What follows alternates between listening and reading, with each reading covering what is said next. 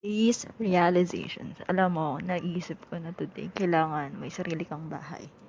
I mean, you need to work on yourself and you need to invest yourself in case na dumating ka sa punto na na-hospital ka or something, may bahay na tutuluyan ka. Na masasabi mo, iyo, kasi pag tumatanda ka, marirealize mo yung value ng life mo. And also, yung finances. Kasi, syempre, habang nabubuhay tayo, ang main problem ng mahirap ay financial.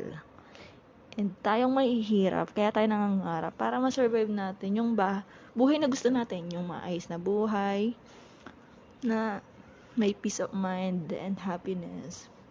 And hindi naman perfect yung life. Pero syempre, kailangan nating ma-analyze yung bawat nare-realize natin, nararanasan natin, o nakikita natin sa mundo. Hindi yung way para mag-improve tayo on our own.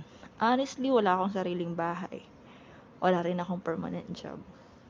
Pero, life is too short eh.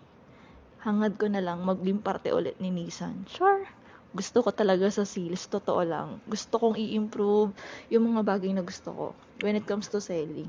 Yun lang, thank you so much.